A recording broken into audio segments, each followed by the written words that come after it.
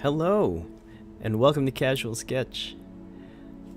It's a new month, June, and that means new topic. Okay, I know. It's 1 week into a month, so I missed last week. Unfortunately, guys, I was crazy sick, and so I wasn't able to record a video. I tried, I actually sat down and kept trying to sketch, but there was zero creativity. I was just dreaming of the bed and some cough syrup. Ended up going to the doctor to get some antibiotics and fix me right up. Well, I'm still not 100%, but I'm here. I'm able to finally start June's topic. And this topic was actually suggested by a friend of mine, Steve Nelson.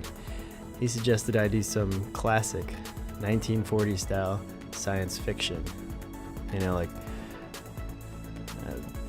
I don't know. I did some research, astonishing stories and things like that. And that's where, like, I started thinking about, like, okay, what can I name this series? Let's, instead of just doing the standard casual sketch, this is a monster or this is a motorcycle or something, I thought, what if I did a series throughout the whole month of kind of a storyline? And so I was like, oh, what could I name it? That'd be cool if it was like some kind of pulp story, pulp comic, pulp novel, sci-fi style, get in the mood. So, Memories of the Future.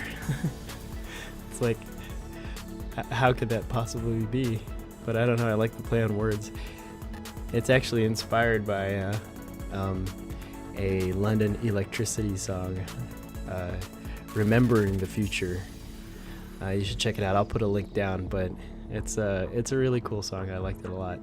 And I was going to name it I Remember the Future, but I think there's a movie named I Remember the Future, and I didn't want to get into any kind of weirdness with if I'm drawing that movie or... So, Memories of the Future. And so I'm this is the first, I guess, panel in the story, or maybe it's the cover. And the story is of this woman, scientist, explorer, astronaut, who decides to go explore another world because she needs to seek out some resources or help. I don't know. It's vague. I didn't go too deep into trying to get a story down. I have the general idea for the whole month. Unfortunately, we'll be down 1 week. Maybe I'll sneak one in there or not, I don't know. But it's been kind of tough to squeeze these in. It takes a lot of time. But yeah, it's a lot of fun.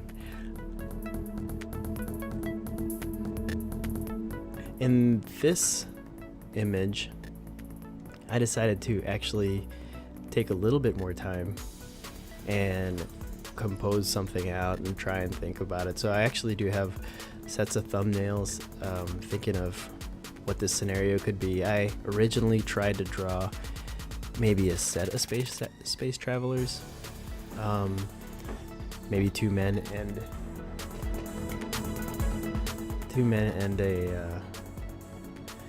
a woman, and I had a couple of setups where it's they're standing facing the camera in front of the rocket that they're going to explore into. But in the end, I thought it was more direct and to the point, and for just there to be one hero.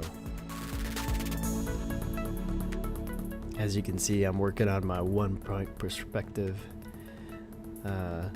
It's more of a guideline, 1-point perspective guideline, rather than a true 1-point perspective. I'm not being all super serious about making sure everything is in perfect perspective.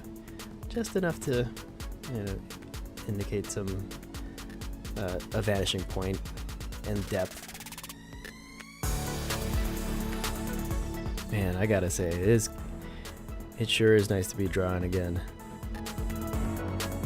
It's funny because you build these habits, making one of these a week, and then drawing on Instagram and like trying to post and everything, and then you get sick and you can't do it, or it derails you. And I didn't think that I would miss it so much, but I actually really missed it, and weirdly felt super guilty for not being able to do it. I kind of feel like I let you down and let myself down also. But like I said earlier, you gotta take breaks, and probably maybe it's a little wake-up call, maybe to schedule a little bit better, maybe manage your time better. Wow, time management skills. That's such an adult thing to say, but I guess it's real. The time management is real. Get that stuff done. You'll get more done.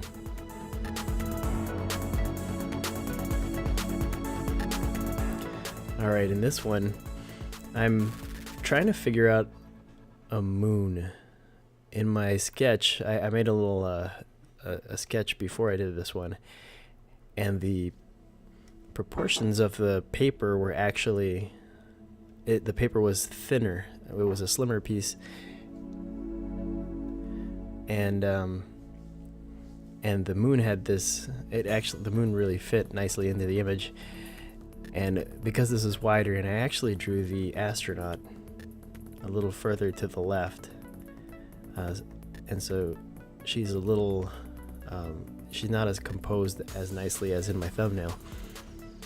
I had to redraw the moon so many times because trying to figure out, all right, how do I keep the focal point, or where do I emphasize to look, and yeah. If only it was digital, you could just select the astronaut out and scooch it in. But it's not, it's traditional, and that's kind of the fun of the problem solving when you're doing more traditional style artwork. You gotta adapt or plan better.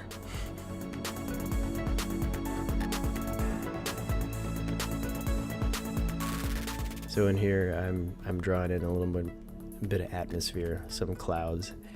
And as I'm drawing in the clouds, I don't know if you notice it, but I'm also trying to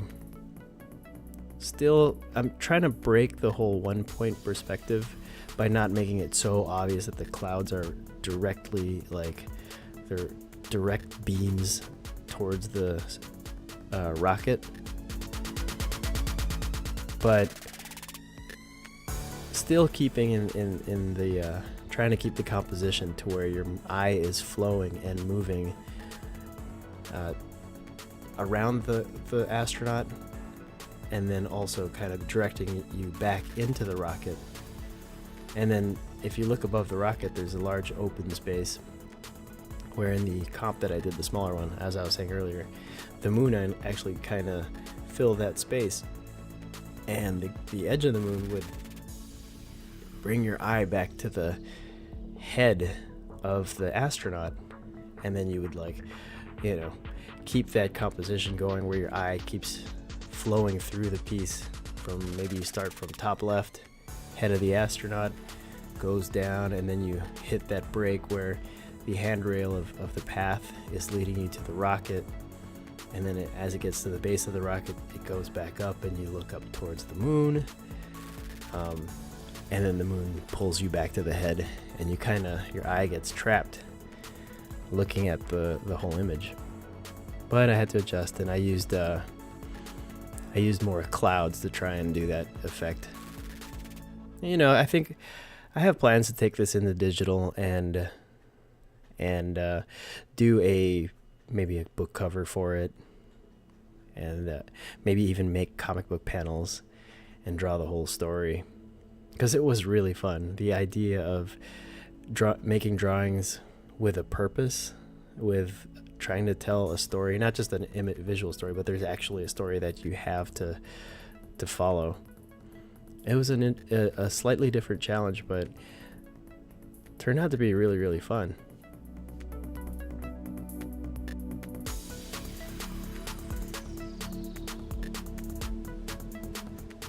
And as you can see here, I'm doing a little bit of detail on on the handrails, trying not to put too much detail. I'm actually, what's going through my mind right here is don't put too much detail into here, because if you look at these older 1930s, 40s, even 50s sci-fi illustrations, there's not a lot to their structures.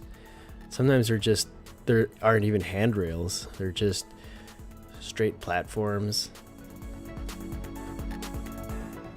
And they didn't bother with those details. So I'm still trying to emulate that style, but with maybe like a modern twist. Also with the spacesuit, trying to really resist the urge to put too much detail. These old sci-fi books, they had these really skin tight, a lot of the women actually had these skimpy kind of skin tight spacesuits, and well, the men too, they were a little more superhero suits rather than functioning spacesuit. So I'm trying to resist the urge to put any kind of like faceting or hoses or things like that, or patches or stitching. That helmet was tough to do too, because it's just a bowl. It's like a fish bowl. And you can see here I've decided to just stick with pencil on this rather than ink it. And I'm just doing some shading. That's it. This episode's coming to a close. Stay tuned for the rest of the story. I had a lot of fun with this one. I really like the idea. Lots of thanks to my wife, actually, who I passed the idea on to, and she said, hey, try this, try that, and let's do a story. But thanks, guys. As always, take it easy, stay steezy.